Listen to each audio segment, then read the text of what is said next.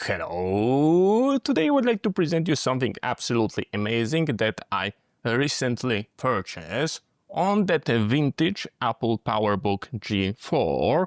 I've got couple USB drives, just a regular USB drive, but one of them is very special and most likely from the title you already know, but try guess which one of those is not a regular USB drive but a audio recorder. And I will tell you right now that this is our actual recorder and it says it here. But to be honest, if you take a look at it, it is just like a regular drive and it's got that cap. And special for that video, here I've got the Kingston and they are looking like basically the same. Just take a look. If you've got it like on a keychain, totally no one is going to be noticing that there is something sketchy going on. So this could be a very nice thing that will allow you to protect your assets. So yeah, really cool stuff. If you would like to purchase this device, here is our box and the model number. Just take a look. It is 8 GB model, which for audio is going to be more than enough. And from technical point of view, it is acting as a regular USB, so you can copy their file and move it around. But it is going to be slow. So how to operate it? The first thing that you want to do is to plug it to your computer or power bank and make sure it's fully charged. And then you are grabbing this sliding switch. You go to on.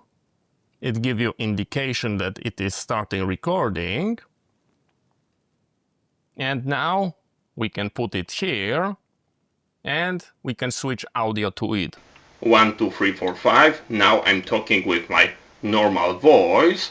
And we are being picked up by this USB recorder. 1, 2, 3, 4, 5. I'm far away. 1, 2, 3, 4, 5.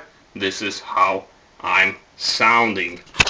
So as you can see, everything is working fine. We can turn 1, 2, 3, 4, 5. Now I'm talking with my normal voice. And we are being picked up by this USB recorder. 1, 2, 3, 4, 5. I'm far away. 1, 2, 3, 4, 5. This is how I'm sounding. So as you can see, everything is working fine. We can turn the indicator go away with the slide to the off. We are plugging to our computer. We are waiting for it being recognized. So let's give it a second.